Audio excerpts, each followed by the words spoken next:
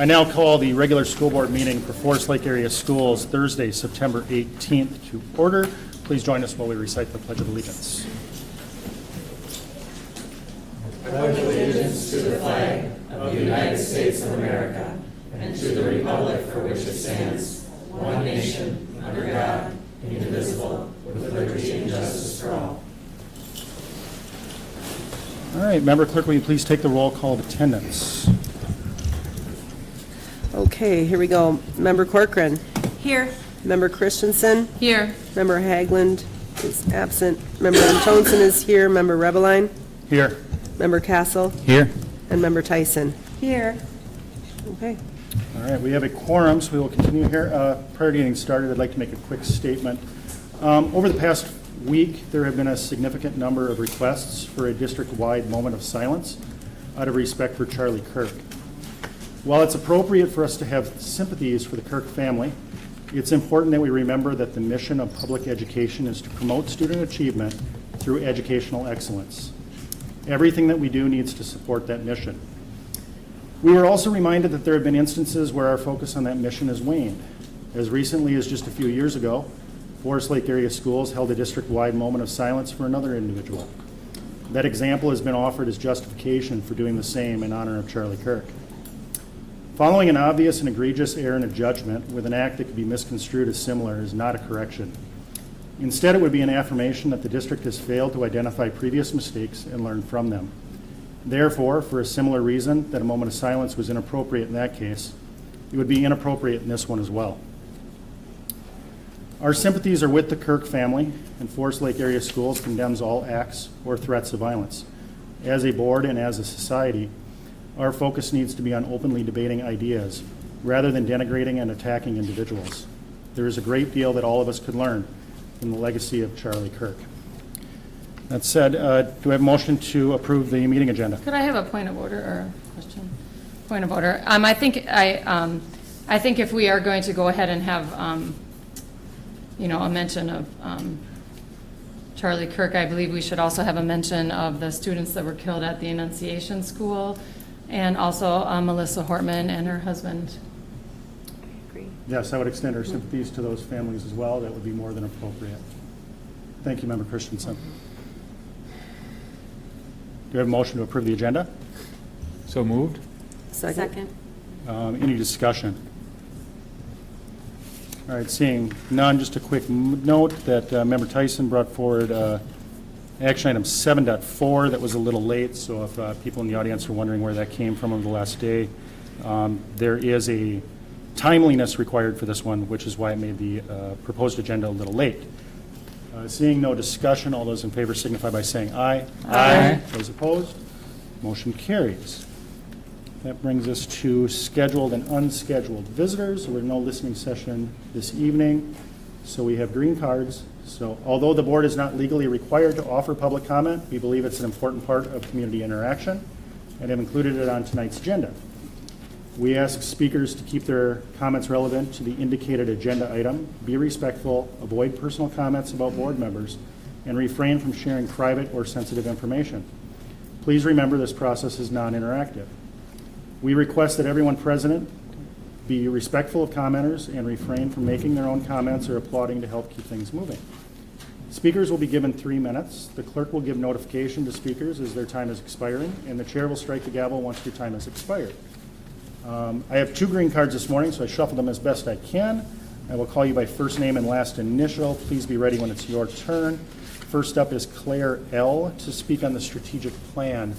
On deck will be Kate L. Good evening, Dr. Massey and school board members. I'm here to speak about the future of the district's strategic plan. As Dr. Massey has articulated at previous meetings, this current strategic plan was thoughtfully formulated over a period of 3 months with extensive input from all community stakeholders in the district and with a broad set of perspectives represented. As a result of Dr. Massey's leadership, as well as the then school board, the district has been able to be more responsive not only to students, but to staff and families because of the goals and the data-driven work of district staff. The role of an independent facilitator in updating the strategic plan is not just helpful, it's essential. It would be short-sighted to not involve the MSBA in updating a strategic plan and to ensure that our goals and objectives serve the needs of all students. An independent facilitator brings neutrality and objectivity so that students, families, educators, staff, and stakeholders are heard through a fair, transparent, and inclusive planning process. An outside facilitator has no stake in internal politics or existing dynamics. It makes sense that if we rely on MSBA policy language to guide the district, we would also utilize the MSBA's facilitator to ensure that our strategic plan meets legal requirements and elevates community voice. Strategic planning is definitely about setting goals, but it's also about building trust, fostering collaboration, and ensuring that every voice is heard. Public input is not just a formality, it's a core democratic value. When families, teachers, students, and community members speak up, they bring valuable perspectives that helps the school board see the comprehensive picture that they'd otherwise not see. Community insights help ensure that our policies serve the needs of everyone, not just the few. Moreover, trust is built when the community sees that their voices matter, that their concerns are taken seriously, and that decisions are made with transparency, accountability, and integrity, concepts that are desperately needed now more than ever. Using an independent facilitator sends a powerful message that we are committed to transparency, collaboration, and doing what's best for our entire school community. Having an independent facilitator for updating the strategic plan isn't a luxury. It's a smart investment in the integrity, effectiveness, and success of our strategic plan for all students. Thank you. Thank you, Claire. And Kate L., also to speak on the strategic plan.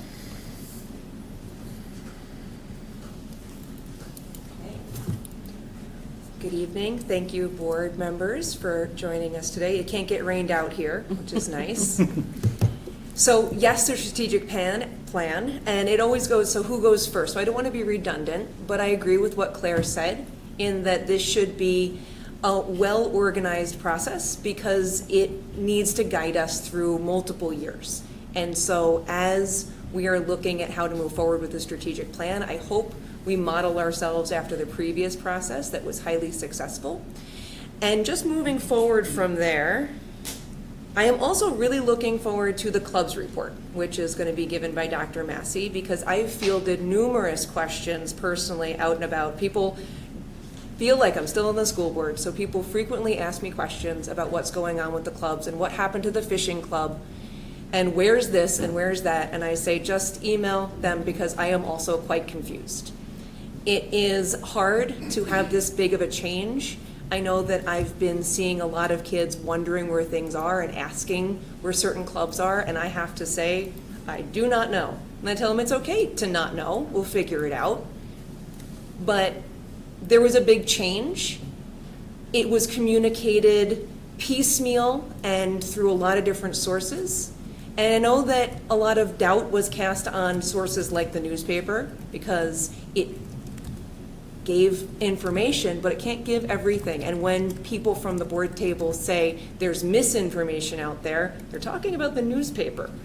And so there's not a lot of clear communication about what is honestly going on with the clubs. So I'm really looking forward to the clubs report tonight to see how it's going. A lot of clubs moved. They became community ed, they pivoted, so now it's different. Clubs that had really strong advocates got better placement. And I know we're looking forward to doing good things for kids. And to that end, last thing, I want to put a shout out to Henan and the principals and Dr. Massey, who I have seen at so many extracurricular activities over the past weeks. That I've seen them at soccer games, I've seen them at school meetings, walking around in the halls, not in the buildings that they have to be at, but the buildings they choose to be at, and at so many after-school events. So we have a lot of administration that is putting in extra, and I just wanted to make sure that's publicly known, that our directors and our superintendent care so much about the school and are working really hard to make sure that they are pivoting with every hard left turn that's happening. Thank you. Thank you. Thank you, Kate. That brings us to committee reports, and we'll start with the 916 report. I don't have a whole lot to report on that. We're back to school. We finally had our first meeting. So we got started with a kind of an overview of what we have going on here. We had a presentation about safeguarding students and well-being and safety. We also had a presentation on enrollment and staffing overview moving into the 25-26 school year. I'm happy to report that 916 report hired 82 new staff over the summer, And they're actually in a really good position staffing-wise, and it can be a struggle to staff a district like 916. There's very specific parameters that need to be met. It can be a challenge. So 916 is sitting in a good position there. We also had a presentation on the Comprehensive Achievement and Civic Readiness Plan. And then we dove right into policies, and we approved, looks like 3 or 4. We had first reading on another one.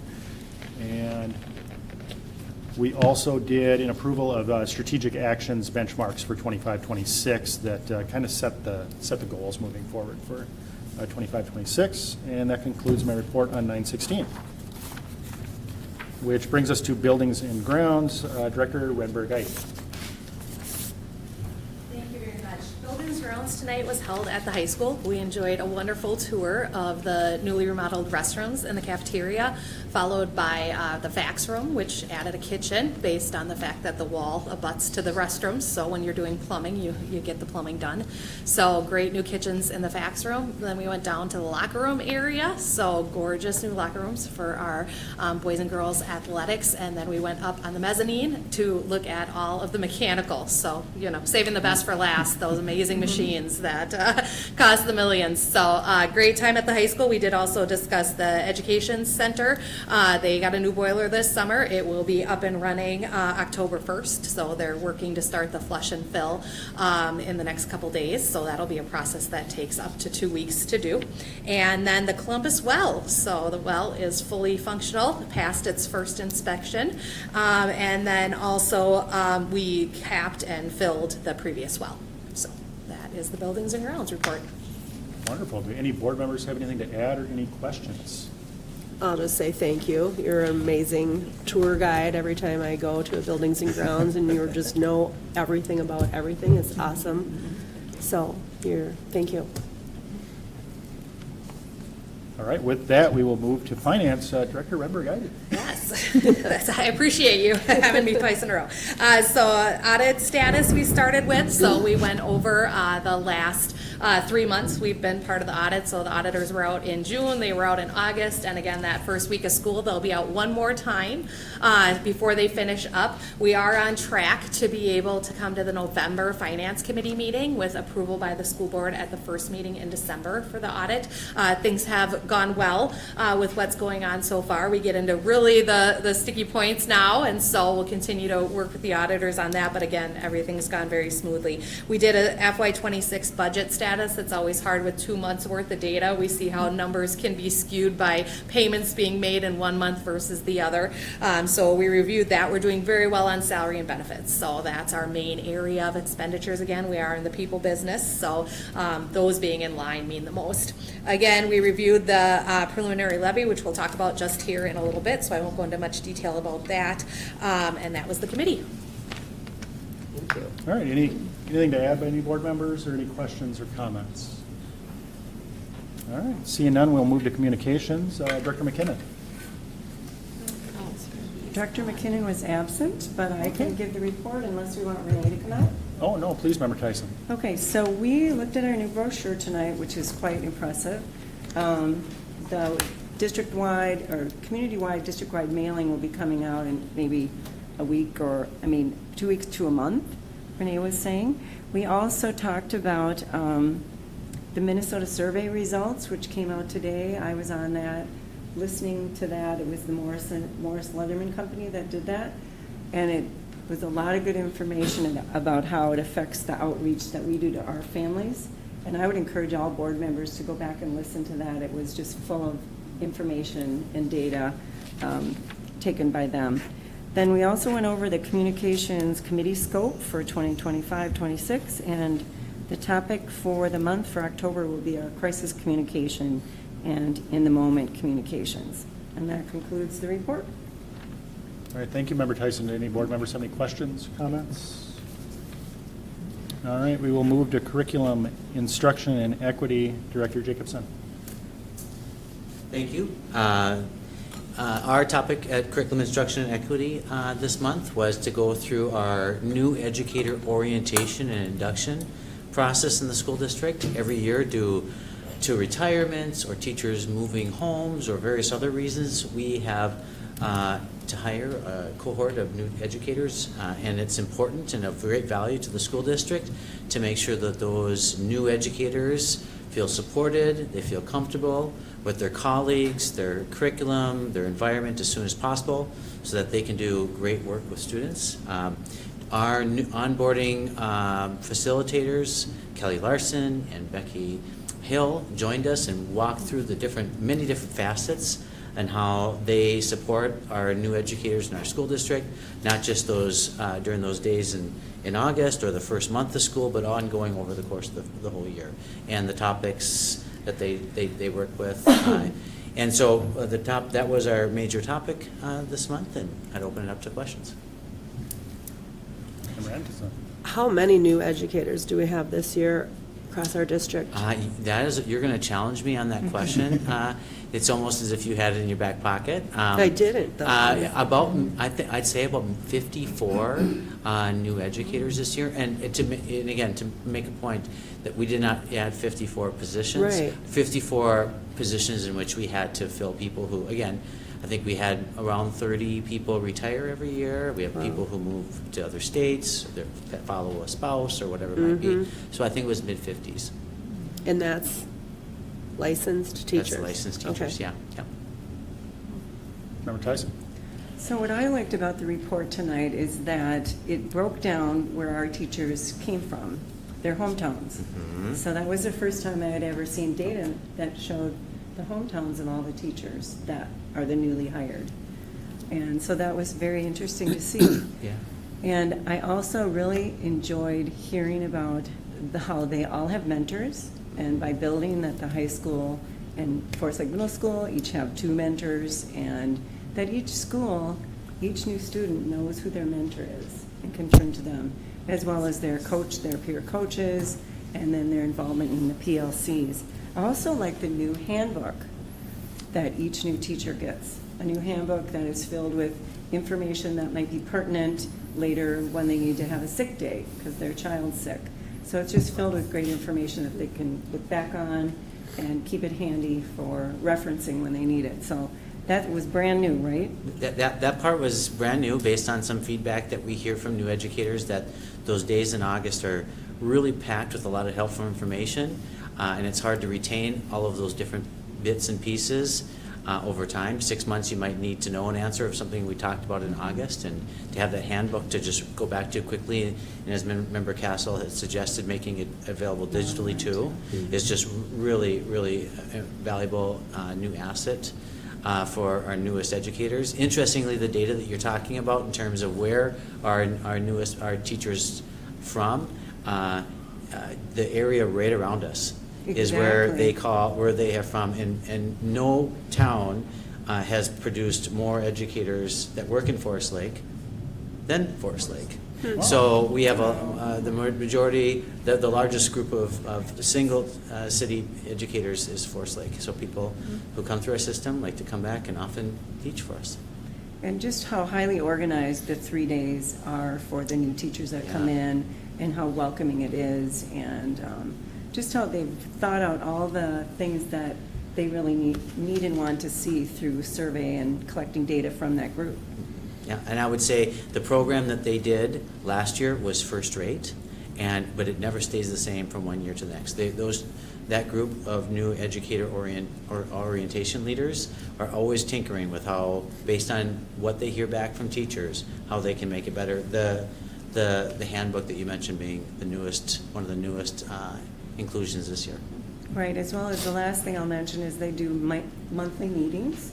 So then a topic might be conferences, or it might be something very valuable to what is going on with their work right at that time. So lots of support, which is good. We want them to have a good experience and to stay in our district. So.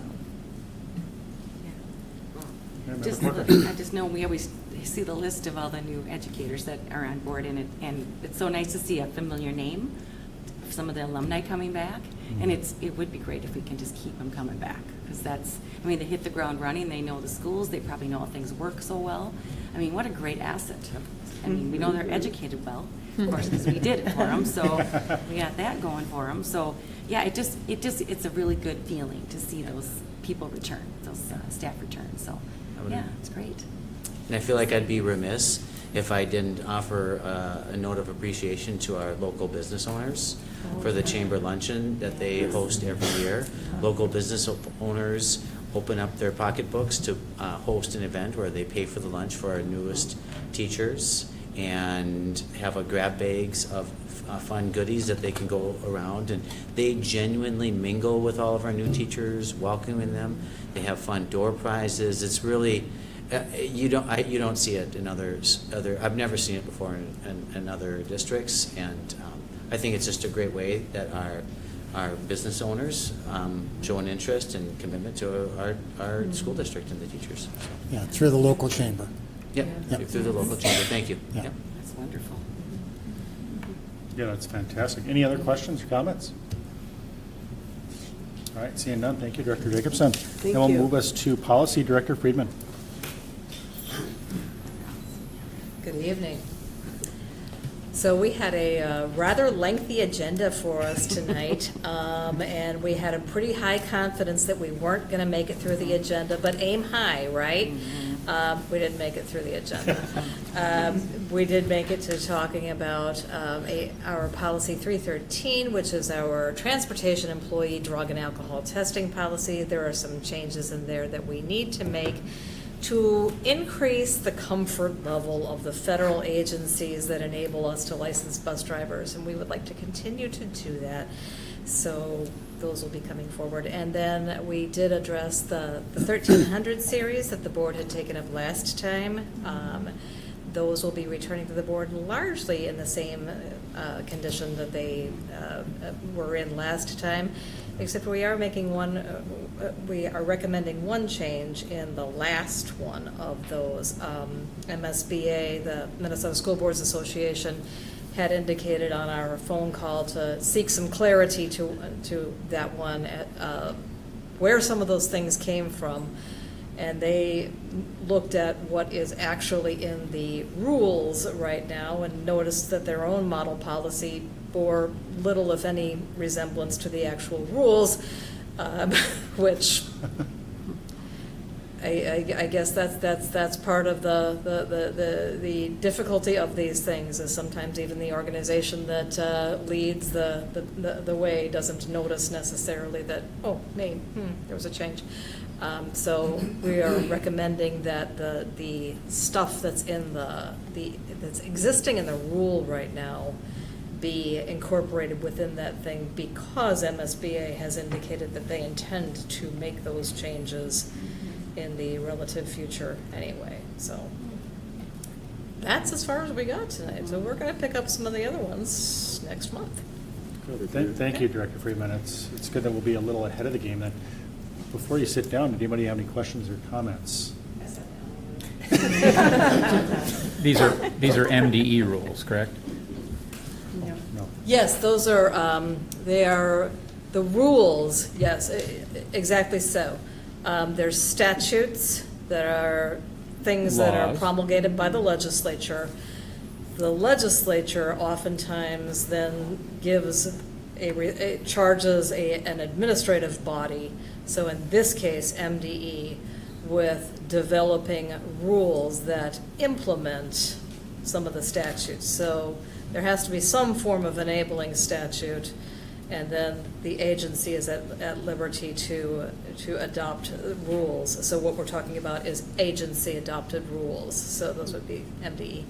Thank you. All right. Thank you for doing that additional work. That will be very helpful. Any other questions or comments? All right, seeing none, we'll move to staff welfare. Dr. Massey. We had 3 topics on our agenda. We got to 2 of them, but I'm going to touch on all 3 of them just for the sake of getting information out there. The first topic was an update on enrollment. The good news that enrollment, and I shared this a couple of weeks ago, we are still tracking in a very positive way on enrollment. We are currently 155 students above the number that we budgeted for enrollment. That number will adjust as we approach October 1st. once we clear out and identify kids that are technically enrolled in other districts, but are on our books still because we haven't shifted enrollment.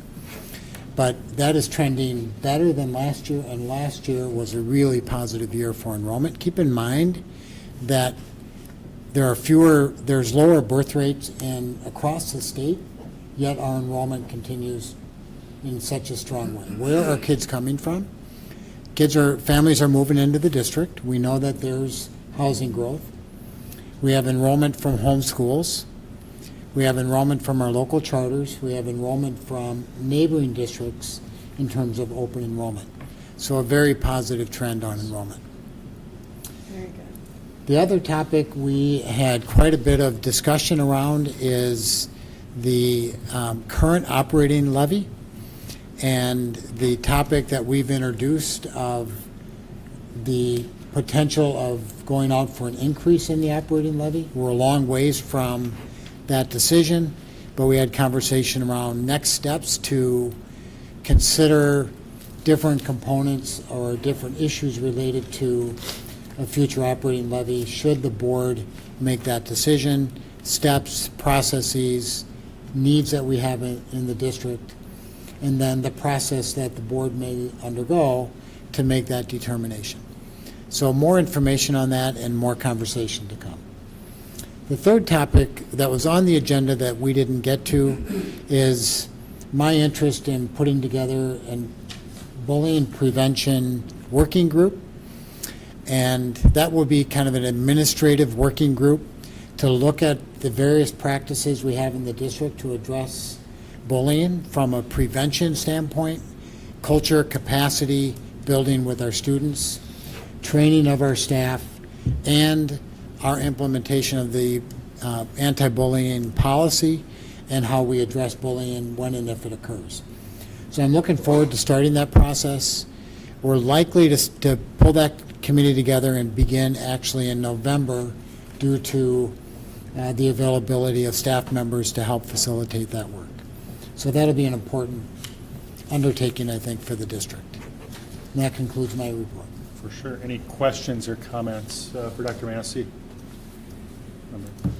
Do you have your staff picked out for this? Have you? I've got staff that I've identified, positions I've identified. Oh. I'm looking to bring in several parents or community members, staff members who work directly with this work throughout the school district. Yeah, okay. How do you pick the parents? I'll reach out to principals and engage principals for recommendations of parents that have shown interest in this topic. Okay. Yeah. I'm just wondering if you reach out to, parents with children that have experienced this in schools and that have, that have had good resolution, especially, and because that would be, I think, a very meaningful experience to bring to something like this if we do have those examples in our school district within parents and families, if they've had. Yeah, and that's part of the work of working with principals to identify those parents, families that have had those experiences. Great. Because you're right, they'll bring great value to the committee. Okay.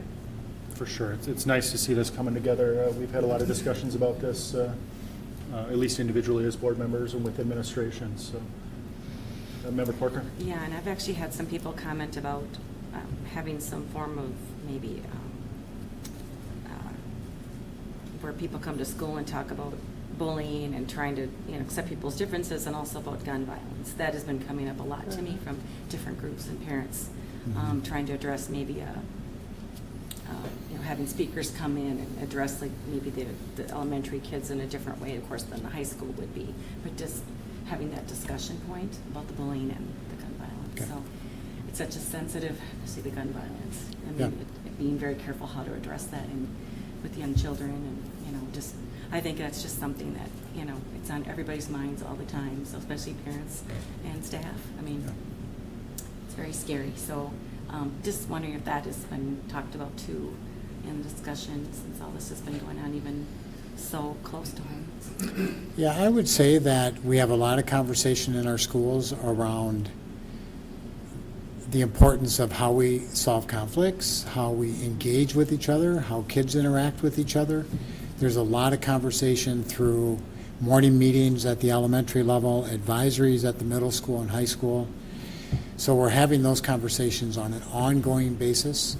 And then, of course, when there are conflicts, working through resolution and setting expectations for kids, and, of course, engaging families in that work. Okay. Thank you. For sure. Member Tyson. Yes, and to Member Corcoran's point, I'm wondering if that could kind of be incorporated into this bullying prevention working group. Some conversations around that. I know I've had people and parents reaching out asking me, my student has an SRO, right? You know, I think people are worried. They're concerned, as I'm sure all of our staff are, our principals, our teachers, our students. So I think some conversations incorporated around that with the working group could be helpful as well. Okay. The other thing I wanted to mention is I've brought this up before, that we used to have a curriculum called the Peaceful Bus. I have had parents talk to me about the bullying going on the bus, and I'm not sure who's doing it. We bus a lot of kids because we bus all the charters as well. So I know we don't have it anymore, but I don't know if there's a form of that curriculum, or if we could look at other pieces or components that somehow a Peaceful Bus curriculum could be implemented again. Because I do think a lot of bullying goes on the buses too, and it's hard for bus drivers to drive. It's hard we have cameras now, so we can know what happens, but still just preventing that and being ahead of it instead of trying to chase our tail behind it. And that'll certainly be a part of this work with this working group. Okay. I will say that the components of the Oveus program that the Peaceful Bus was part of, we have brought a number of those different components around the Peaceful Bus into our practice through PBIS. Okay. Elementary schools will bring kids out and meet with bus drivers, have conversation around expectations, teach those expectations, and then conversation at the middle school and high school as well around bus conduct and bus behavior. It is an environment that can be challenging for kids, and we have very clear expectations there. We have very clear guidelines. Yet again, you have kids that have issues and conflicts, and I think we're well equipped to deal with those, but it doesn't mean that there aren't challenging experiences that kids have on the bus. Right. And then how does it get communicated out to the charter schools that we bus, their students? How does the expectation get communicated? Could you refresh my memory on that? Yeah, we share our school board policy around the bus and our the consequences, bus expectations with the school administration. We lean on them then to have those conversations internally within their schools. But they are fully aware of our board policy around transportation. Good, okay. And the last thing I wanted to mention is that I already talked about the Minnesota survey. The Morris Leatherman Company has been doing surveys in Minnesota since like 2005 or something. And, they own their own phone bank, so they easily do these big, broad surveys. So there's a lot of good information on gauging public sentiment for levies. And a lot of information. One pie chart he was talking about today said that it still showed that the communities are more receptive to, levy than a bond. They'd rather see a levy for learning than a bond. And so if any of the board members have time, I would encourage you to watch that back, because that was really good information. Were you able to watch it? Yeah, I was on the call You today were- with I MSBA. Just thought I to saw. draw a distinction, the survey you're referring to from Morris Leatherman is different from the Minnesota student survey. That's very Right. different. This is Totally. a survey of kind of voter sentiment around school and school funding. Yes, totally different. Thank you for that Yes. clarification. But they do just call it the Minnesota survey, and he Correct. does one every survey. Yeah, and that'll be recorded on the MSBA Yes. website. Watch it again. Yeah. So thank you. All right, any other questions or comments? Member Anderson? What was, I'm just thinking staff welfare, and when I talked in your office, I don't know if that was last week or 2 weeks ago now, and asked about, our teacher survey, and I think JP talked about it some too. Has there been any talk about offering teacher surveys at all? Since Similar it's been 3 years Yeah, since we similar have to the one? one. Yeah, we're having conversation internally about bringing that back. We did that previously at the end of the school year, so the timing of that would be the question, but yes, we're Right. having conversation on that. Okay. Okay, that's it. All right. Okay, thank you. We'll move on to the 2024-2025 Activities and Clubs Report. Dr. Massey. All right, I'm gonna ask Principal Caldwell, Principal Miller. I think with the rain and events out there, Mr. Hennon might be tied up. Yeah, so we'll carry the load here, but we're going to do a number of things with student activities and clubs and so on. One of the things we want to do is take the board back to last year.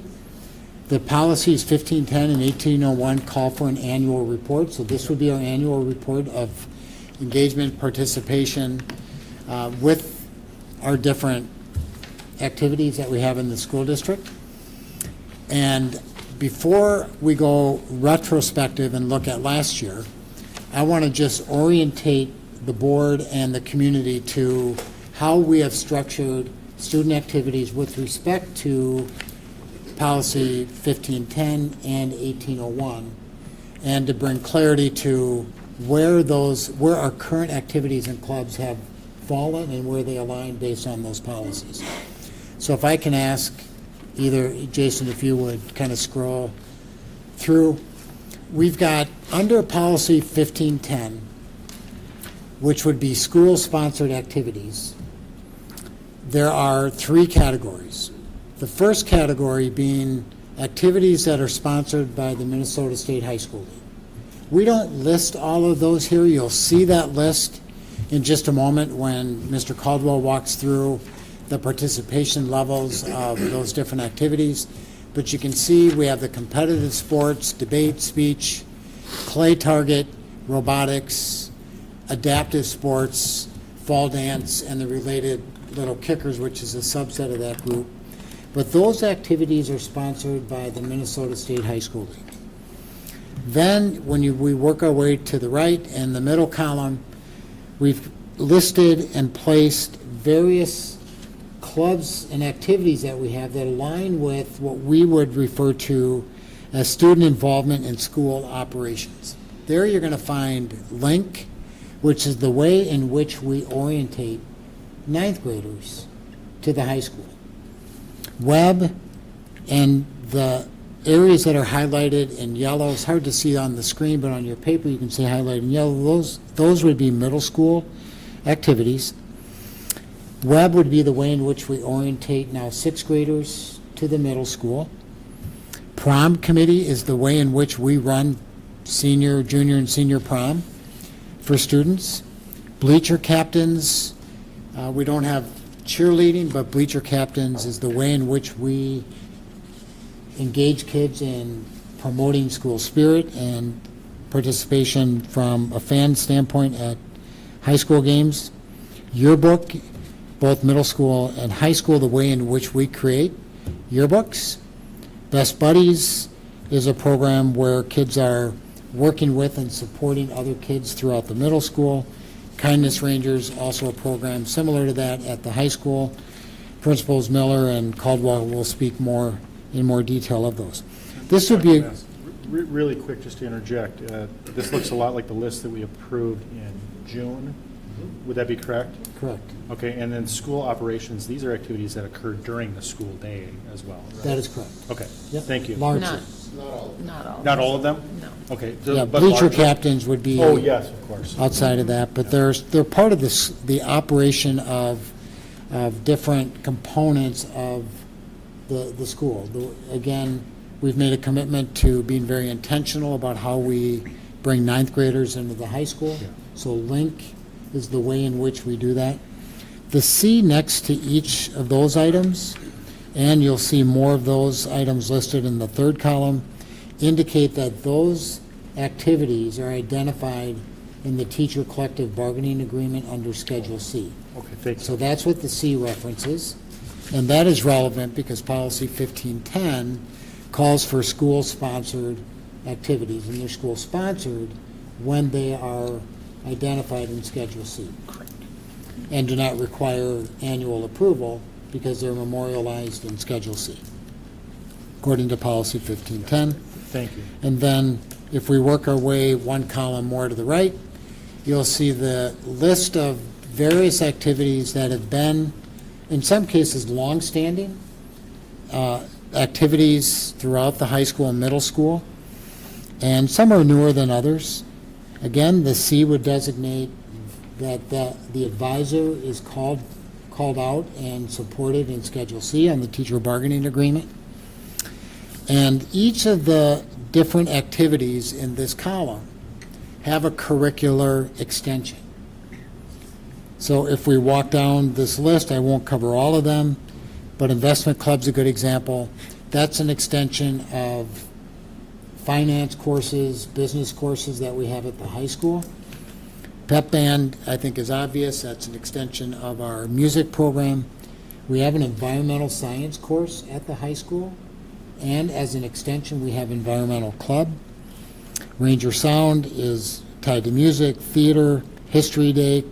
All of those have a connection to courses. History day a tie to social studies, the study of history, and so on through the list. And that list carries on your paper all the way to the second page. You'll see a club there listed that's italicized, International Club. That would be a reemergence. I'll have Mr. Caldwell talk about that in just a minute, but that's currently in Schedule C. Then if we move away from those three columns, we have another set of activities that are outside of Minnesota State High School League, the middle column being school-sponsored or having a school function, and the third column being curricular. And so it was mentioned earlier, fishing team doesn't necessarily have a school connection, although we've got teachers that might make the argument that we've got fish and wildlife course through the egg. And could that be a curricular extension? Maybe, we could make that argument, but again, if we have a curricular connection, it's got to be legitimate, and it's got to hold up against the challenge of, you've got that being offered, therefore I get this club. So the reason for having a curricular connection is the activities under that column find their legitimacy, if you will, under their curricular connection. So we can't just loosely say it's got a curricular connection. It's got to be a tight enough connection to make it legitimate. So fishing team will be run, last year it was run through the high school and activities department. We're now going to run that through community education. Marching band was reemerged through Jake Matheson, and that is always, when it came back, run through community ed. We'll continue with that. And then you'll see a series of middle school clubs that are run through community education. Mr. Miller will speak to that in just a moment. And then the last page on your paper and the last bit of information would be student interest clubs that would fall under limited open forum, and that would be, and these clubs would be supported under policy 1801. So currently, we do not have any student interest clubs that have been approved. Those would need an annual board approval should they run, and that would be, not board approval, excuse me, through an application process at the high school. And Mr. Caldwell, you'll see in just a minute, has a form that students would make that, I guess that request to be a identified student interest group that would then call for some level of supervision for a student interest group to form. And again, that would be covered under policy 1801. So that gives you a good orientation to the clubs. This document has the dates 2025, 2026. So this is what we have currently scheduled and on the books that are available and in some cases planned and in some cases even already underway. So with that, if I can ask Principals Caldwell and Miller to kind of walk us through last year from a historical standpoint, participation level, and Yeah, absolutely. Before we get to the process that everybody's been asking for, how do you get into these groups if you're an interest group or whatever, we thought it would be pertinent to go back and look at what's going on with our groups. This is an annual data that Mike and his team have always pulled. We've never gone as far to put it into graphs, but what a great exercise to go through for us. Jason, First can group- you enlarge that at all? This first group is that first group of school-sponsored Minnesota State High School League and youth development activities. Be careful dragging it, is all I'm going to say. Just because those text boxes are moved.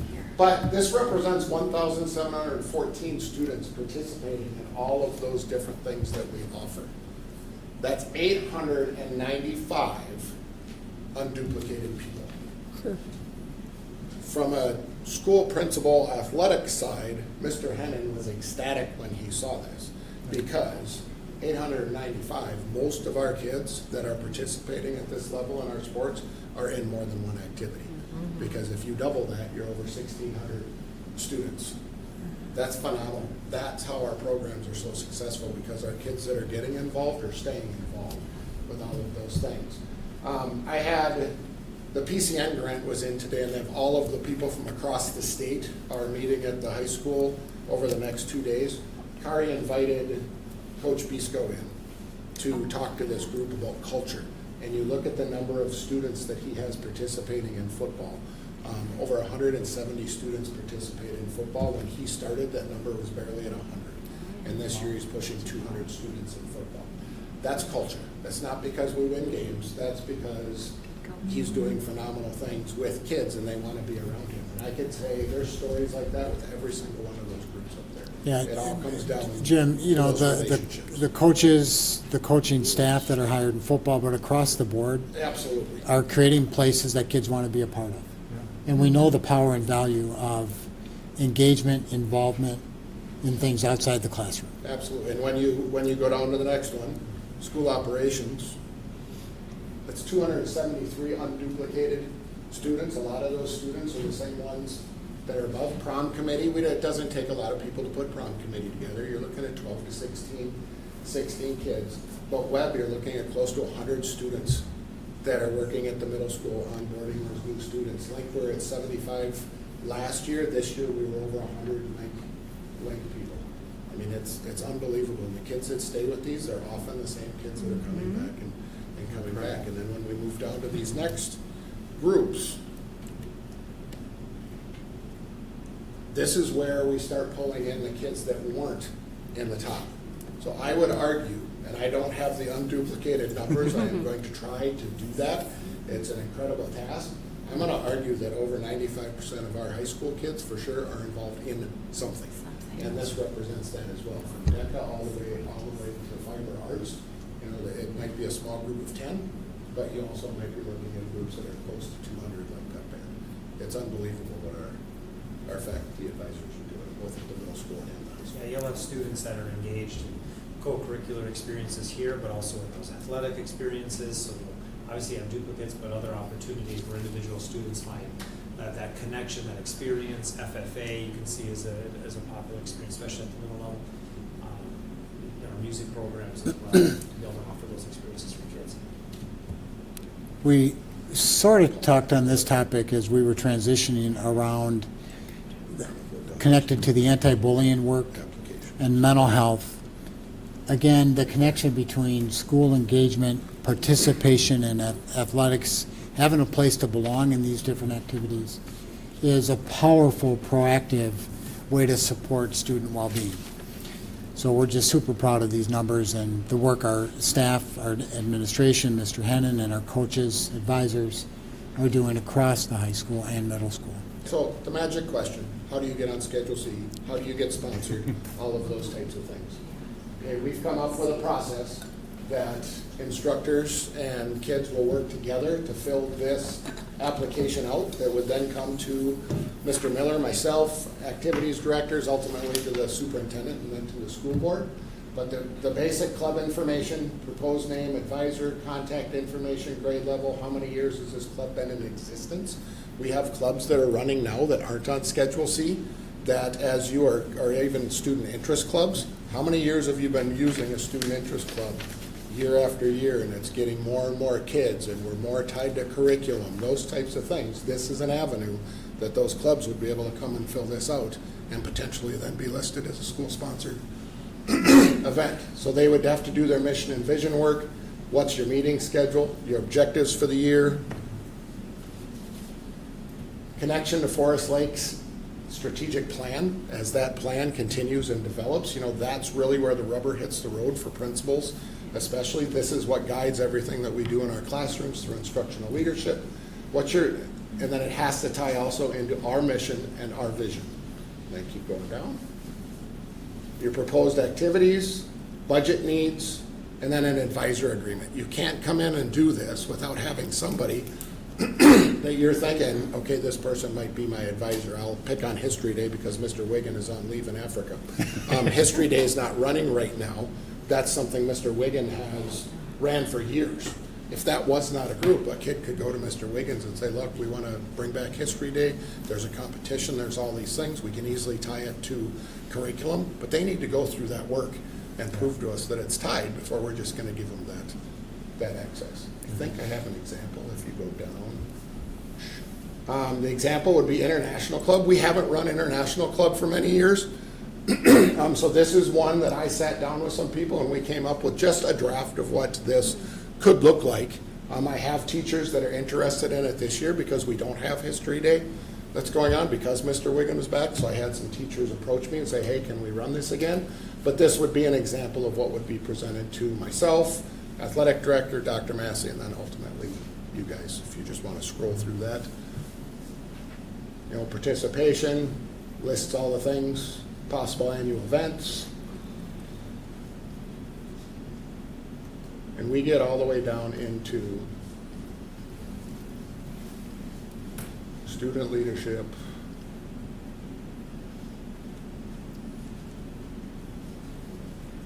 other standards and connections. I mean, you can sit and they can start pulling standards out that tie. And I use this as an example because I think we also have to be gatekeepers of this process. Donna made a comment in the policy committee that I can take anything and make it a bad thing. You can take anything and make it a good thing too. So to really sit with our advisors and go through this process authentically, so we have things that really go to our strategic plan and what we're looking for as a district are represented in these groups that come to us. And ultimately, it would come to the school board for approval for anything new that would be sponsored by the school.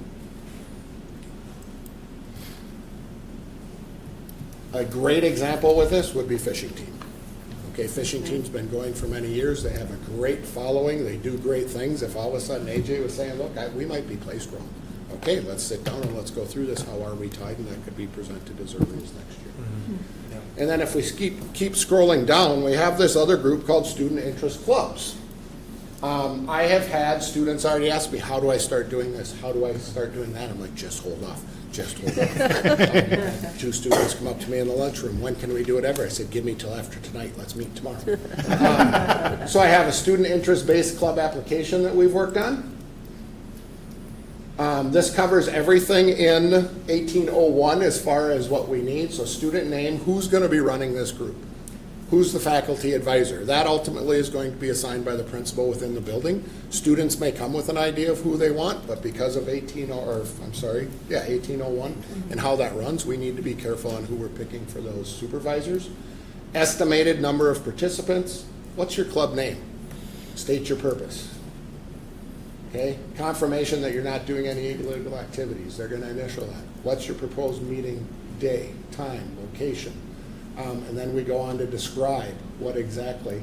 Activities director would sign, I would sign. Once this is approved by us, okay? I would type this up or have somebody type up a formal document, okay? It's approved, they might handwrite it, they might bring it to us, we'll walk them through how to tweak it to get it the way that we need it. It would be typed formally. They can go make copies of this then, and the permission slip, the actual form becomes the permission slip that parents would sign, so this person who's leading this can hand this out to the kids that are coming. They can bring it home, full transparency, this is exactly what we're gonna be talking about.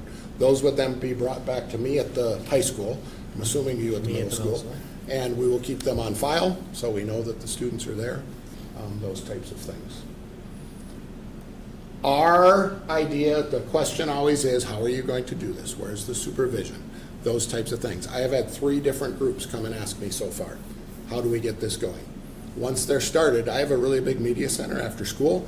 Myself, Miss Miller, and Miss Lang are going to be the supervisors to start until we outgrow that. And if we outgrow that, then we'll start looking for other spaces. They will be meeting in the media center at the high school. Big glass windows, everybody can see, covered with cameras, plenty of space that they can spread out and do their things. We're right there in the office. We don't necessarily have to be sitting with them 24/7 while they're meeting, but we can be popping in. We also have plenty of coverage in that building, in that area. And we till envision 2:30, that 3 students will o'clock. take advantage of the activity bus on Tuesday, Wednesday, and Thursday if they're Absolutely. participating. I will try to guide them to be doing this on Tuesday, Wednesday, and Thursday at the high school. You can talk about. Yeah, and at the middle school, again, our day that we typically reference, especially for, in terms of availability for a supervisor, would be typically on Thursdays. It's kind of when that lands. But at this stage, we haven't had anybody at the middle school who's approached me in terms of interest in this particular area. And if that's the case, we would look at supervision and possibly happen in our media center as well, or depending on the classroom space that the students might be needing or using. And next steps, and Renee's probably listening over there in the corner. Next steps for us are really to get this so it is on our website, so it's crystal clear on what groups are where do they fall, and how do you access at the different levels, so the transparency is there. This is a working document that anybody can basically have and use as a PDF. The links can stay live and all of those things. My intent when we made this document was that last group where there's nothing listed, as we approve those groups, it's not a secret that we add those to this list, so everybody would know. Just because the principals are approving these in our offices doesn't mean that there's not full access to what groups are meeting. So the name of the club would go, who the student contact is, and then is it at the middle school or the high school. So the next time we present on this, and even the data that we'll show next year, will include those student interest groups and how many students are going to those. And Jason, you have the emergence of a new student Yeah, well, curricular so club. example is, yeah, thank you, Dr. Massey. So in terms of like co-curricular connections, we've had a community member reach out around starting a science club, which we're super excited about. And so going back to what Mr. Caldwell had just shared in terms of that initial application, that's an example of where we're actually working through that same process kind of in real time right now. Getting the information around its connection, the curricular connections to our district strategic plan and mission and vision, and getting that kind of rolling. So that's going to be really exciting for our students that are interested in exploring those scientific fields and areas at the middle school. And I envision lots of conversations and open conversations with Mr. McKinnon as ideas come. I mean, we'll be looking at these different layers that we have laid out now, and the science club I instantly go to, is that something we start in community ed? Yeah. Those things will happen at the high school as well. The one that community ed started many years ago is the youth service club. That has grown. Now, youth service club does the same things that NHS does, but not everybody can get into NHS. Everybody can get into the youth service club. So those students get that same experience in youth service club that NHS gets, because NHS is very hard to get into. Yep. And looking at that and really placing stuff and being transparent on both. Yep. Well, I think that's an important distinction too. Some of these groups are in community ed for funding purposes too. Absolutely. Like the fishing club originated there for, it's open to everybody, not just students in the district if it's a community ed activity. Fishing club actually though initiated with the high school. Yeah, and then they moved into community ed, yeah. I was thinking marching band, when marching, the reemergence of absolutely. marching band has been community ed. It's been incredibly successful there.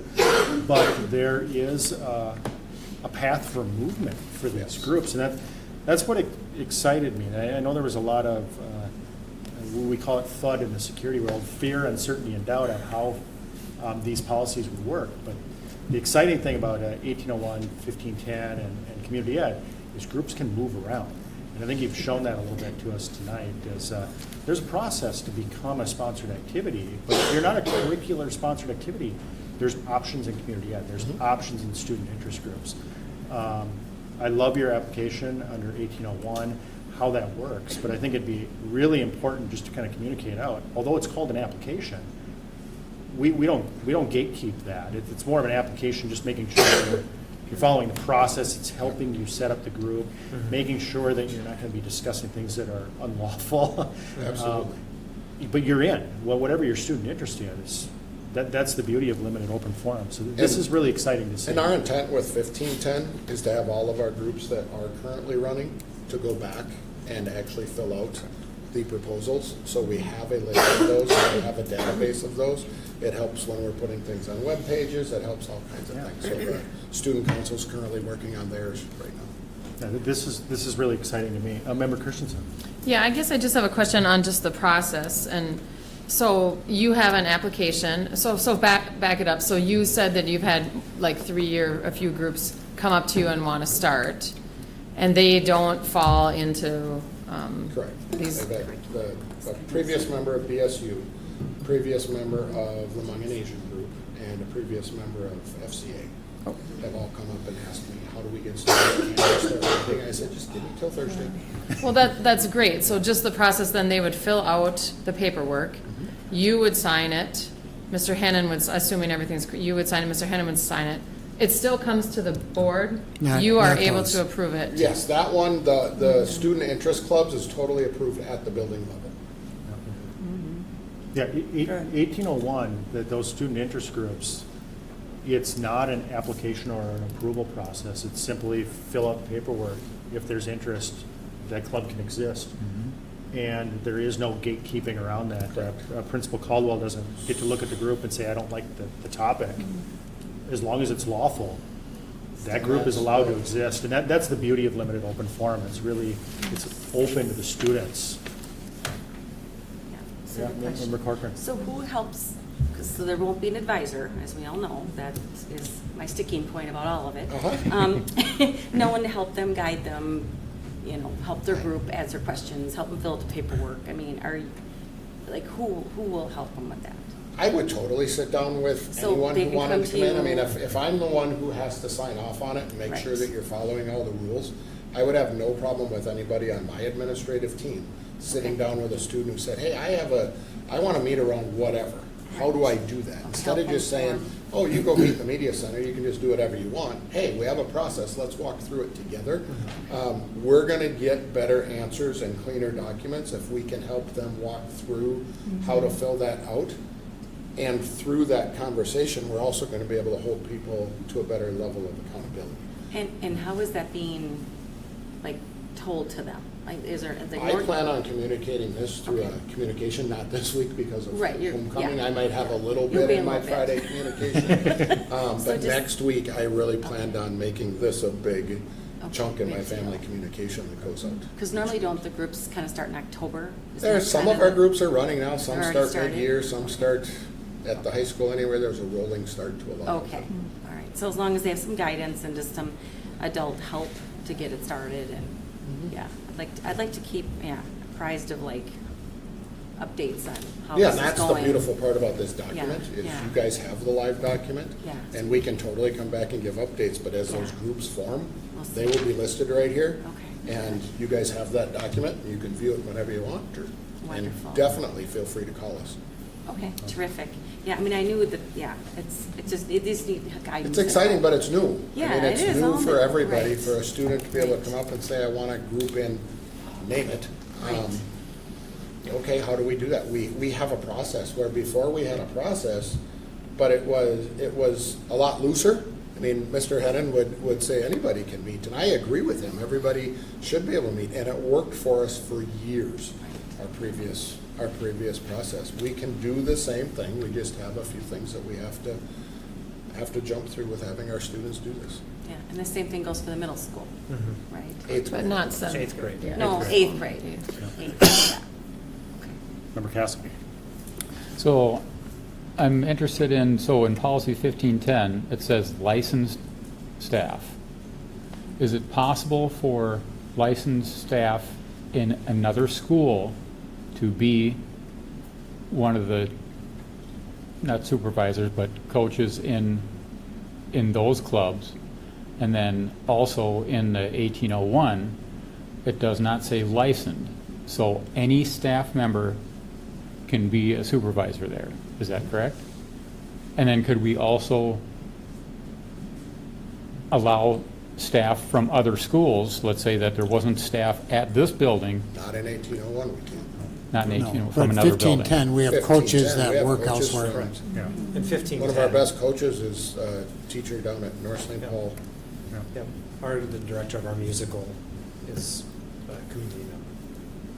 But I would also add, member Castle, with community education, that's even more open. Broader. Even more, Yeah, yep.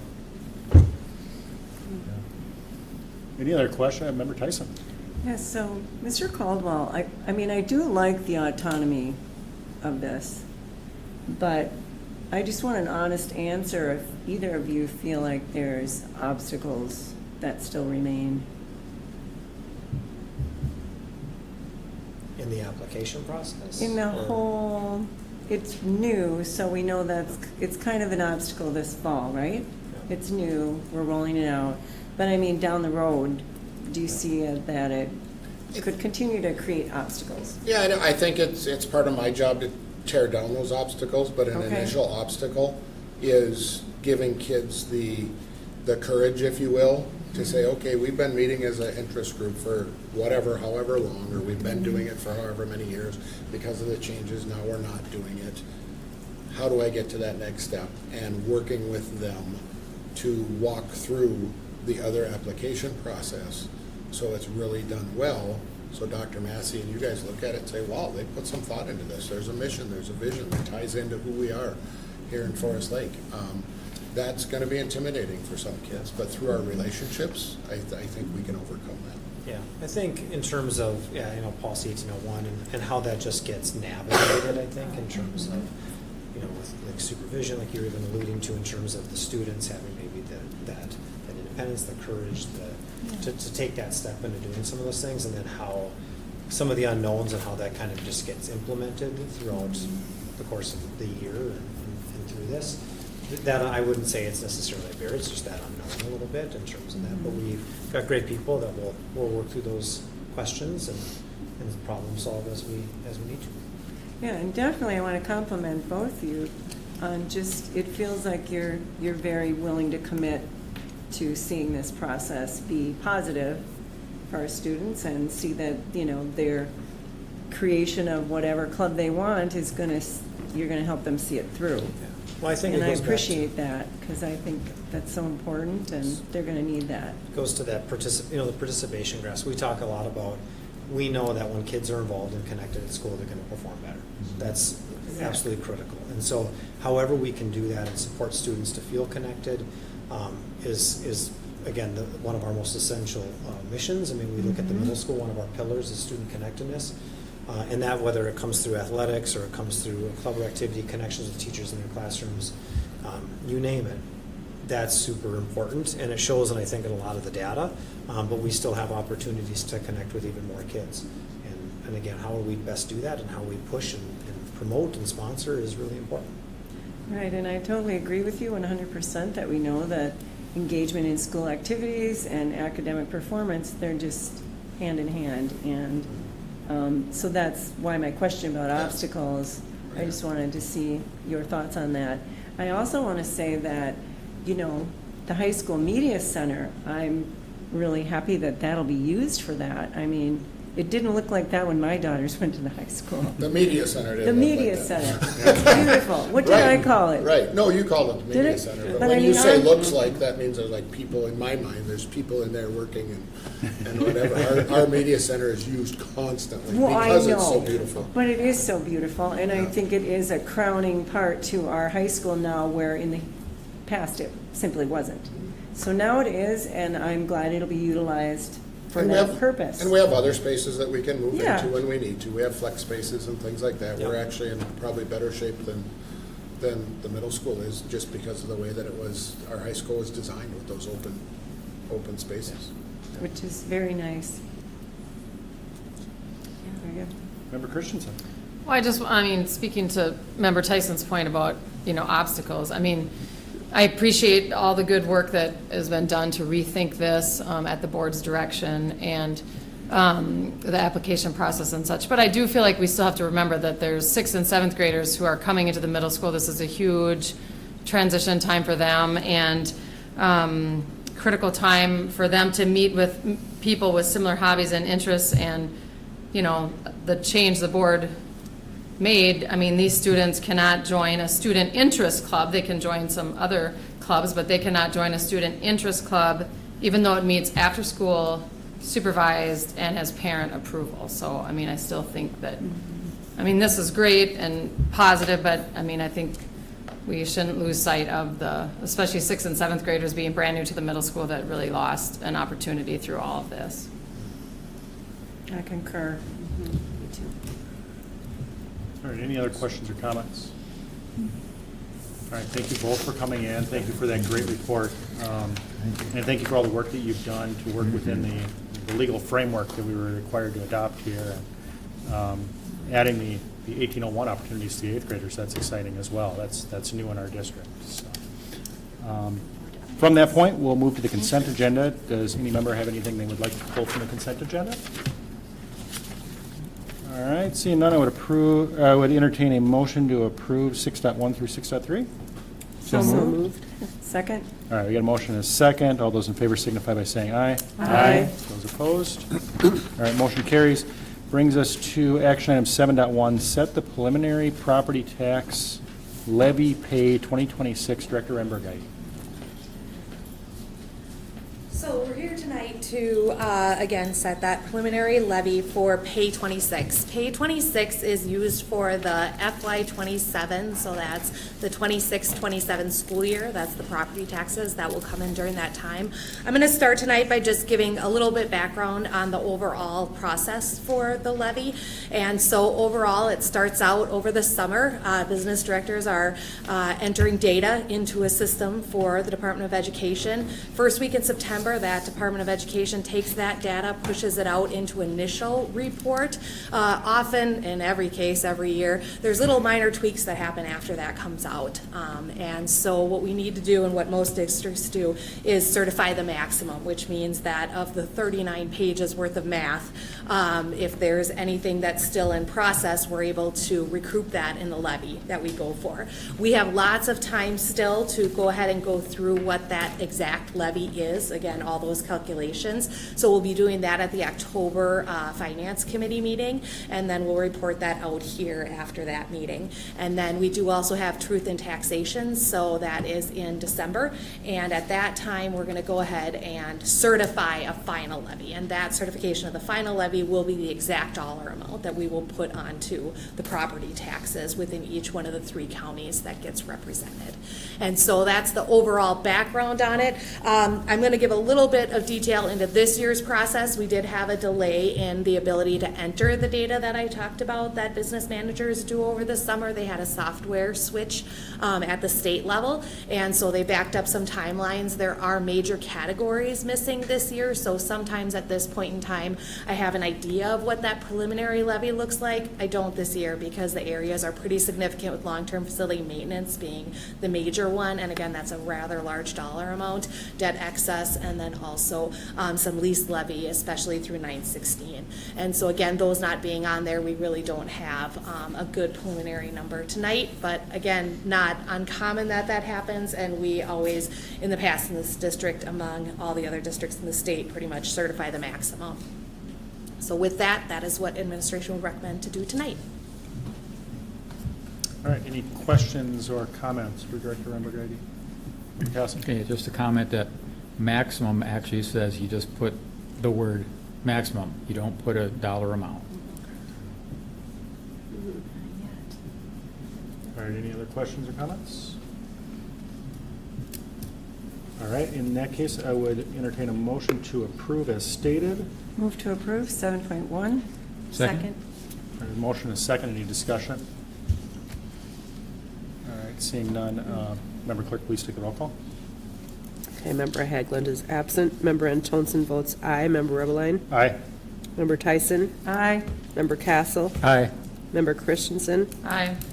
And Member Corcoran? Aye. The ayes have it. All right, moving to 7.2, appoint representative and alternate representative to AMSD. Dr. Massey. The school district currently belongs to an advocacy group called Schools for Fair Funding, SAFE, formerly known as Schools for Equity in School Funding, Equity in Education, C. We've been a member of C, now SAFE, for well over a decade. And they have done a very nice job advocating for school funding, especially for districts that are on the unequitable end of school funding, hence the word equity in their title. They have shifted in leadership. Brad Lundell is retired. They have new leadership. I would say that they do still a great job advocating. The parallel organization for school district advocacy with the legislature is the Association of Metropolitan School Districts, AMSD, and they are much more robust in their legislative advocacy. They provide a great deal of professional development for school administrators, a lot of updates with different things happening around the state. They represent largely metro area school districts. If you were to take a line from the heart of Minneapolis and St. Paul and draw that out to Forest Lake and draw a circle around the metro, those districts within that radius would belong to AMSD. And I think we align ourselves very well to other suburban school districts to our south and to our east and west. And with that, I would recommend that Forest Lake Area Schools becomes a member of AMSD. We get a bargain rate membership this year. We would stay members of both organizations this year, and then in subsequent years, we would belong only to AMSD should the board approve. And with the board approval, we would also need a board representative and an alternate to serve on AMSD. We do the C or SAFE board representative at the January organizational meeting, but as we come on board with AMSD this year, we would need board rep and an alternate. And that would be administration recommendation. Okay, but before we move to a motion here, I just want to make sure we understand the process. The process in the deck states that the AMSD board will approve our membership in October. Correct. Should we take action this evening? Yep. Okay. And then the recommendation by administration at this point is to appoint a board representative, so one of us, and an alternate representative to the Association of Metropolitan School Districts. Is that correct as well? Yep. Okay, does anybody have any questions or comments on that before we move to an official motion? Member Tyson. Well, I'm very excited to make this move, and hopefully we will. I've been following staff, and I was on C, the previous name, Schools for Equity in Education, and I just think that so many colleagues that we interact with are involved with AMSD. I like the component of the superintendent being involved in their meetings. As members, all of the boards could virtually attend a meeting, and they have a lot of great speakers. I know when I was on 916 before the board chair, we could listen to their meetings, and they had just some exceptional speakers. They do conferences. So I think it's a lot more encompassing, a lot more for board members for professional growth or for school board growth opportunities. The other thing is Scott Kroonquist is the executive director, and like the superintendent said, he's just very good at communication, and I think their advocacy at the legislature is just much more far-reaching, which would be really good for us. I did find out that their meetings are the first Friday of the month from 7 to 9 a.m. You can attend in person or virtual, so I'm really excited. I think I've been asked by several colleagues when we're going to make the switch, so I'm happy this is happening. And Gail, did you say the virtual or in person? Mm-hmm. Okay, Yep. either or? Either or. Okay. Member Castle? So then we would drop SAF and So start yeah, AMSD Yeah, we'd, for this year, continue with membership in both. for, till the, And then the subsequent year, we would drop SAFE and then be AMSD only. in January. Next school year, July 1. Oh, Yep. And I'll add to that, that would be at our prerogative at the board here. So I think this, personally, I'll kind of add my 2 cents. I think this is an excellent opportunity to kind of dip our feet in the water here, test the water, see how it goes. We're part of both organizations for a year. We decide what fits our district the best moving forward. I'll withhold judgment at this point on that, but I think it's a really good opportunity. Member Christensen? I guess I just had a question, maybe just describe the differences then between MSBA, like what they do, and then what this AMSD does and how they are different. MSBA is going to provide services for school boards and school administration.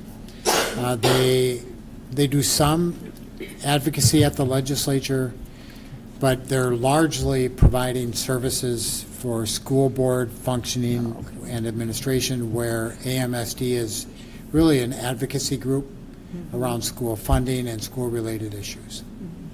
So you would say, or excuse me, maybe AMSD is exclusively a lobbying organization, or that kind of thing, they do that? They lobby, but they're a network Okay. of other districts Gotcha. that provide networking and professional development opportunities for school districts. Okay, thank you. Member Antonsen? The professional development opportunities, is that in addition then, as far as cost goes, and do they have some professional development things going on that you're specifically interested in for our staff? Yeah, the professional development, we actually participated in a session around school accountability metrics, and they brought in a national facilitator for that. That was last year, that our directors and myself participated in. That would be free to member districts. Oh, okay. And they have an annual conference that I would be, if the board proceeds, that I would participate in. That's not an added cost, that's part of our membership. Oh, okay. Nice. That's impressive. Yeah. Okay. Member Tyson? Oh, go ahead. Do you want to go, Member Gaff? Well, I just wanted to add that I've been the liaison for SAF, and I think I reported on their restructuring after Brad Lundell left, and kind of reported on their rebranding. They changed their name. So I think that they do an excellent job. I've been attended with them down at the advocacy days at the Capitol, but I just feel like this has more depth to it. This has more usable advocacy for our district to use and for our board members. Member Castle? I just wanted to know what the difference is in the fees, or what we would pay to each of these different organizations. Yep. The cost for schools for fair funding, SAF, is $8,700 this year. And the cost for AMSD, total cost would be $10,000. For us this year, under the the first year membership would be $1,000 for this year. So that would be our total cost this year for full participation. If we drop SAF in the subsequent year, it would be whatever the adjusted cost would be next year, $10,000, give or take. But there's more for us with the programs that they have for us, besides the advocacy. For sure. Much more. Yep.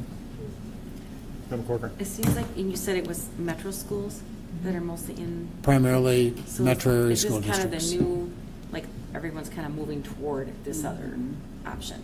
AMSD's been around a long time. Metro area school districts have been participated in AMSD for a long time. Okay. Centennial is part of it, just our neighbor. White Bear Lake, Okay. Matamidi, So it sounds like it's a smart switch. Stillwater, to the list check- goes on. At least check it out and see how it works for us Yeah, before we. and I've totally attended a commit number to of their it. meetings and familiar with, of course, the superintendents, Scott Kroonquist, I know well, and he's been after us for a long time to join. I bet. Yeah. It's great that they involved superintendents, though. I think that is, Yeah. that is a really missing Good piece piece. of the other Yeah. options. So I think that's really a smart choice. All right, thank you. All right, I think I'm hearing at least interest in being involved in AMSD. So I think we should check it out. I'm kind of somewhat crafting a motion here so we can make this very simple. But before I do that, I'm just interested, are there any board members here that would be interested in either being the representative or the alternate representative to AMSD? I would be the representative. Member Corcoran. Is there any? Be an alternate. Member If Tyson. somebody else wants Is there to. any objection to having Member Corcoran be our primary representative and Member Tyson being our alternate? Not right now. Okay. Let me write this down quick, and then here's going to be my recommended motion, that we approve involvement in AMSD by Forest Lake Area Schools with Member Corcoran as our primary representative and Member Tyson as our alternate representative. Sound good? Okay, in that case, I will move to approve involvement in AMSD by Forest Lake Area Schools with Member Corcoran as our representative and Member Tyson as our alternate representative. I'll second it. All right, we have a motion and a second. Is there any discussion on that? Can I ask Member about Corcoran, term yes. limits? Is there a term? The year? Yeah, Is it this just would the be, one? this would be an annual. So an annual renewal? Yeah.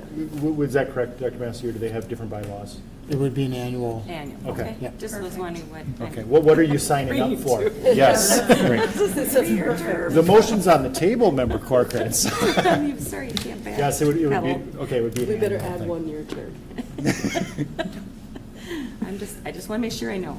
That's all. And I would recommend, Chair, that we consider in January renewing a commitment, so we have the 1-year commitment should the membership continue. For sure, yeah, I think that would make sense to be part of our organizational meeting like we've Yeah. done in the past with other organizations we've been part of. That still gives us a few months, and I'm hoping that Member Tyson and Member Corcoran have some good feedback for us in January, should this motion prevail. Any other discussion? All right, seeing none. Member Clerk, will you please take the roll call? Okay. Member Christensen. Aye. Member Castle. Aye. Member Tyson. Aye. Member Antonsen votes aye. Member Corcoran. Aye. Member Haglund is absent, and Member Rebelline. Aye. The ayes have it. All right, that brings us to action item 7.3, strategic plan revision process. Dr. Massey. We provided a rather in-depth overview of the strategic plan at the August 27th board meeting. Thank you, board members who were able to come in and have one-on-one or small group conversations with our directors and myself regarding the plan. We had some really good questions and conversation, hopefully bringing a deeper understanding of the work, especially for board members who are new to the district, or to this position, I should say. I would reiterate that, and I know we've talked a lot about this, the current plan was put together with an extensive amount of community input. I would say well over 200 community members participated through surveys, through focus groups, through a large strategic plan writing team that had 50 community members, broad cross-section of the community. This was approved in 2019 for the 2020 school year through the 2025 school year.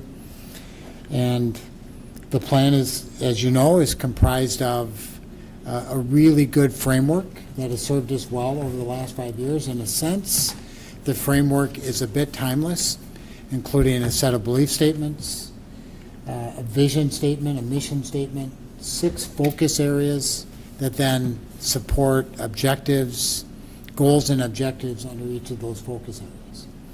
Clearly, the work of the district evolves. We're facing a future that we didn't know 5 years ago. and we need a plan that speaks to today and tomorrow. So I think it's timely, certainly with the extent, with coming to the term of the 2025 strategic plan, that we relook at our work moving forward. You can see here that the recommendation, I can allow the chair to speak to that in terms of the next step, but certainly we have been well served by a broad set of community input. Whether we ride that wave moving forward or we see greater input or facilitation from the community, that will be certainly another conversation point. And I think that's an excellent segue into my recommendation here.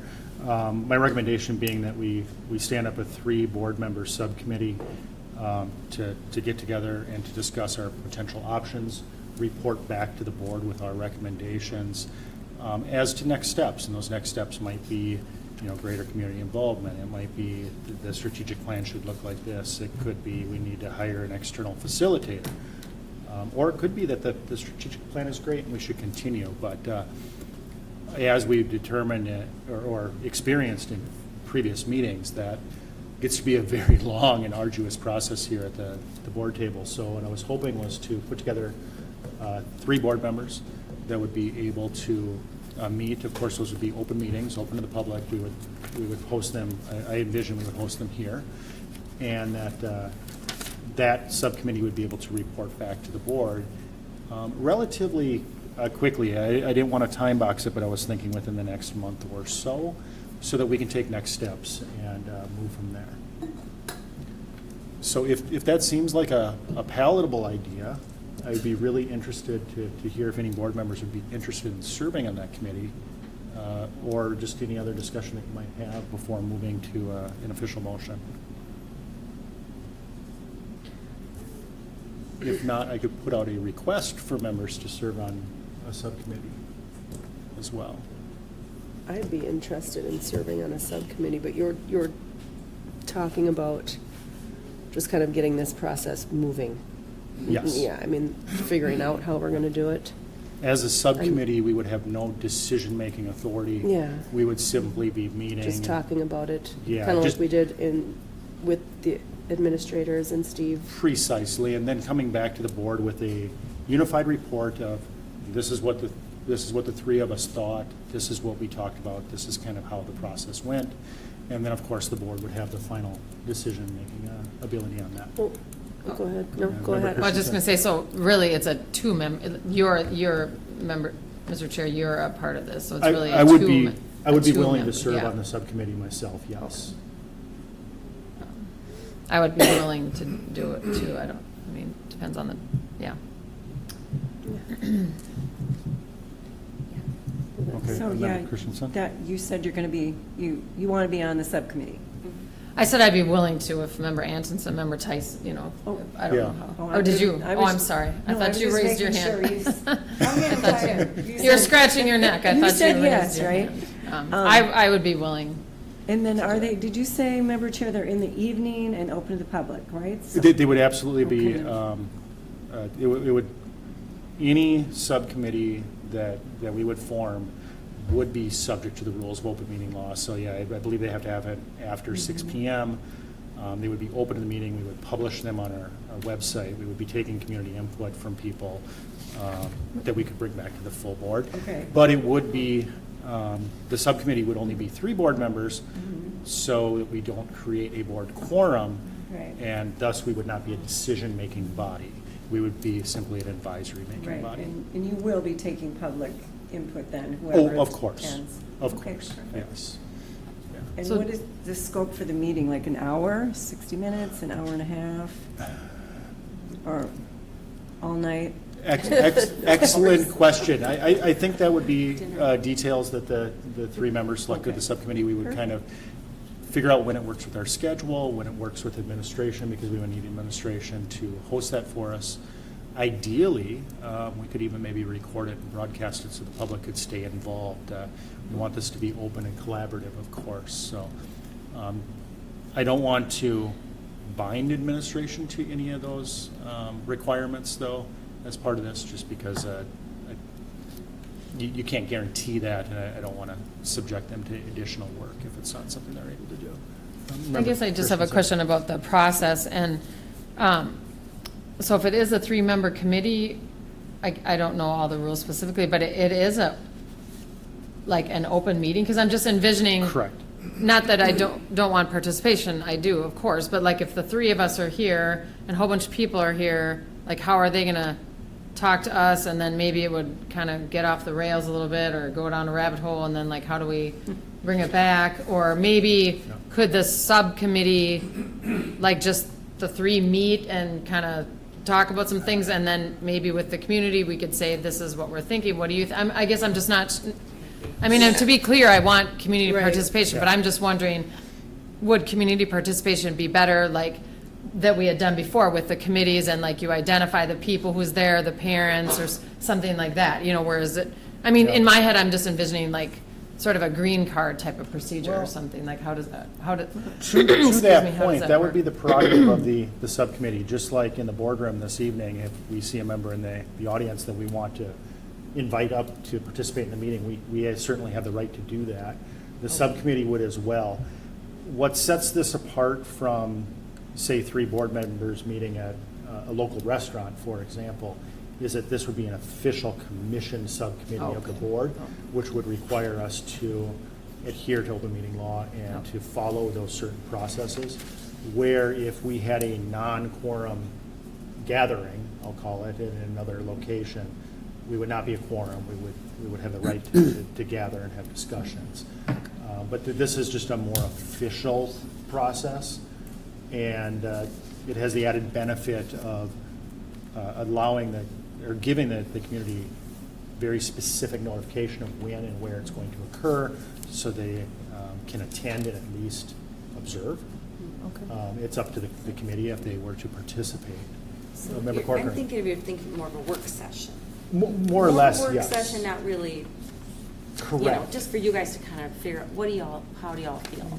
Like, how do you feel about this? Yes. And kind of just, kind of talk through some points. Yeah, and kind kinda- of come up with some things and have people out in the audience listening, but not really interacting, or you're not sure about that yet. Yeah, it's kind of up to the committee, and it's up to How you the feel. community members that show up. I Yeah. think any input is good input. Yeah, right. And then the subcommittee would report back to the board. Okay. And the subcommittee would agree on kind of a final recommendation that they would make to the 7 of us. But then the 7 of us would hash it out and decide, yeah. where do we go from here? And just like anything that comes from any of our committees, we can amend it, we can change it, we can do something completely different. But I just want to, I'm trying to think of a way to kind of facilitate discussion and keep the ball moving forward without getting lost in the weeds, because it's a large topic, it's easy to do that. Totally. Member Tyson. And I just want to add, I was on a subcommittee once, not for here, for Head Start, and we took input at the last 15 minutes of the meeting or whatever. And then people could share their thoughts after we met for the first 45 minutes. But I don't know if that's helpful, but that was one format we did. That's extremely helpful. Yeah, I think it might it is. even be beneficial to kind of bookend the meeting and say, what is the public thinking before the meeting? Sit down and have the meeting, and then, well, what do you think of what we just talked about? And just off the top of my head, I'm kind of envisioning maybe 2 or 3 gatherings of the subcommittee over the course of a couple of weeks, report back to the board in a month to a month and a half, and see how it goes. But like I said, I don't want to time box it either, because those discussions can take time. And I don't want to hurry through it either, and reflection after the subcommittee meetings can take time, and maybe we have some corrections, and it just might help ease things at the board table here. So what Member Castle said. The committee could also request more time, should the need arise. Should we time box it? Of course, yes. Yeah. I guess Member I'm just Christensen. kind of processing this, thinking about it, and I'm thinking if we're thinking 3 of these subcommittee meetings, assuming we have to find a time that all 3 of us could come Yeah. together, then you also have to, are the meetings going to go like 2 hours or what? It just seems like, maybe just like a little more cumbersome than then perhaps it needs to be, or I mean, it just seems like, Well, it could be. I don't know, maybe two. It could I even don't be know. one or two. I mean, it's Three kind of up meetings to the, seems- the three members of the committee to decide what they want to do. Yeah, I'm just concerned about like the timeline, but we don't have a deadline on this current strategic. plan, Not but with the motion I was going to propose, we wouldn't have a time box, because I don't want to rush it. Yeah, that's Yeah. what I was thinking, because just Yeah. trying to get three people together in the same room at the same time and give adequate notice for open all that kind of stuff. Yep. That seems like that might take a little bit. For school board meetings, I'm thinking Yeah. of all that too, on top of it all. Yeah. So Correct. it's a big time commitment, so. It could be, Could be, yes. could Yes, be. it could be. Member Castle? So, and then the current strategic plan would remain in place until it's either modified or replaced or whatever. Well, it's through 25. Yeah, it's through Anyway. 25, but we've indicated our intent to maintain that strategic plan until we replace it with something officially. Member Tyson? And so I'm thinking too that the committee might come back and say that we need to have it professionally facilitated and we want to use MSBA again. Correct. That could be Yeah. one outcome. So, Yeah, so far, for committee members, I have myself, Member Christensen, and Member Antonsen.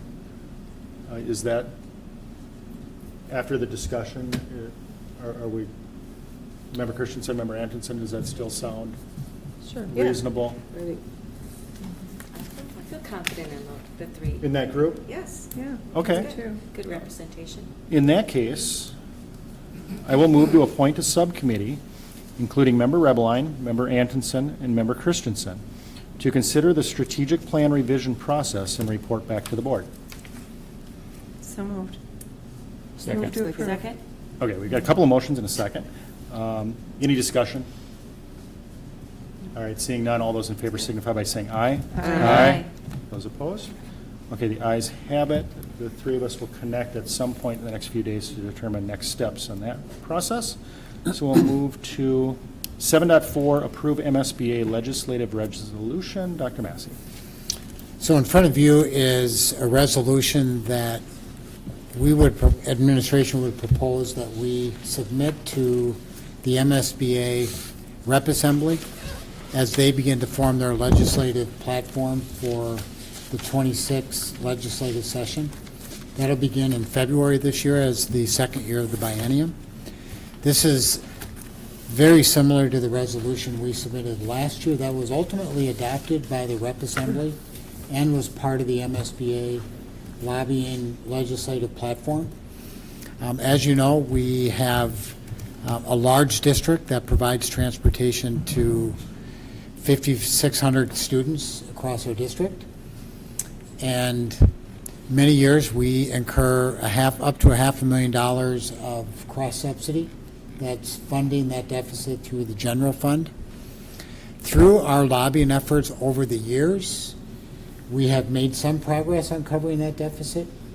$35 million was assigned to that deficit in 2017, largely due to the lobbying efforts of the school district at that time. And then in 2023, we moved the deficit cross-subsidy being covered by the state from 18% to 35%. That still leaves 65% of the deficit uncovered, forcing districts like Forest Lake to use general fund dollars to cover that deficit.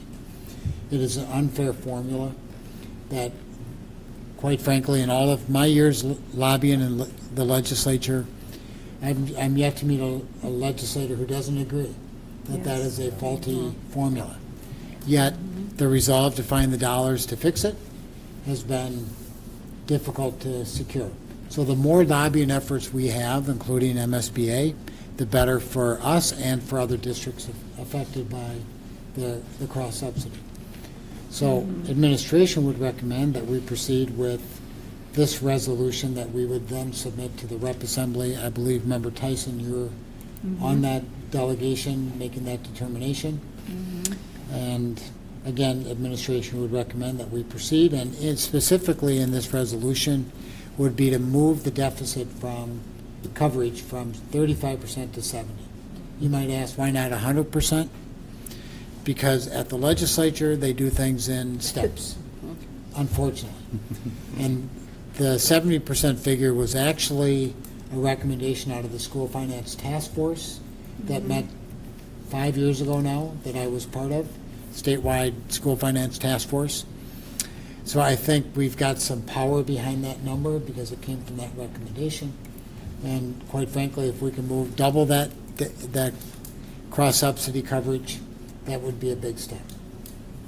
So administrative recommendation would be to adopt this resolution and submit to the MSBA rep assembly. And in that case, I would entertain a motion to approve the proposed MSBA legislative So resolution. moved. Second? Okay, we got a motion and a second. Is there any discussion on this? Well, I just want to add that we know that we pay out of our general fund $500,000, and that it used to be almost double that. So we appreciate 10 years of work, 14 for me, and like our superintendent said, lawmakers know that the formula that the state has implemented is not, it creates a disparity for us especially. And our buses drive 1 million miles in a year, and 200 square miles we cover. And the district that has a similar per pupil count has 10 square miles that they cover. So we just have to keep picking away at this. So I'm happy to have this resolution be read on the floor again, and hopefully you guys can join me in the spring down at the legislative session and see if we can just keep pleading our case. And I would add to that, Member Tyson, I believe this was part of our legislative platform that we approved in January as well. So this is a nice extension to that, and it just shows ongoing support for that need. Correct. A question. Yes. The money that, this money, it's not just, it's for the entirety of transportation, right? The workers, the buses, the gas, the upkeep, it's their wages, It's the entire everything. All the whole, okay. operation of our transportation Okay. system. Yes. Incurs up to a $500,000 deficit every year. Mhm. We've actually minimized that deficit to a certain extent by canceling routes. As a result, however, we have longer bus rides. Yeah. And I'm sure you hear about that from Mhm. families. But that's in an effort to minimize the cross-subsidy when the legislature doesn't take care of it. Mhm. So we have longer bus rides, fuller buses, and longer bus rides are not necessarily a good thing. Right. But pulling $300,000+ from our general fund is also, has its consequences. Right. Okay. I just wanted to know in my mind that this Yeah. is, it's about the entirety of transportation, including the wages and their everything, Yeah. benefits and all that. Member Castle? And including our subcontract transportation Yes. providers. Yes. Correct. And Member Tyson? I just want to read, I think this is really something to keep up here. Because of the nature of the transportation formula, some school districts receive more funding for regular transportation than they actually need to cover their transportation costs. These districts are able to keep the surplus funding and enhance their general fund. So that's where the real crux of the matter is, and that disparity that it creates for us, paying this money out of our general fund. And therefore probably able to pay their teachers more and everything Yeah. else. Their bus drivers. So we just, So, and whoever wants to come and be on the delegate assembly can let me know. You just have to let me know when it is. I'll come. Okay, we'll talk. Great. Thank you. All right, if there's no further discussion on this being a resolution, I'll ask Member Clerk to please take a roll call. Okay. The MSBA legislative resolution. Member Christensen. Aye. Member Antonsen votes aye. Member Corcoran. Aye. Member Tyson. Aye. Member Haglund is absent. Member Rebbeline. Aye. And Member Castle. Aye. And the ayes have it. All right, motion carries. I see no new business on the agenda, so I would entertain a motion to adjourn. So moved. Second. Any discussion? Seeing none, all those in favor signify by saying aye. Aye. Opposed? All right, we are adjourned.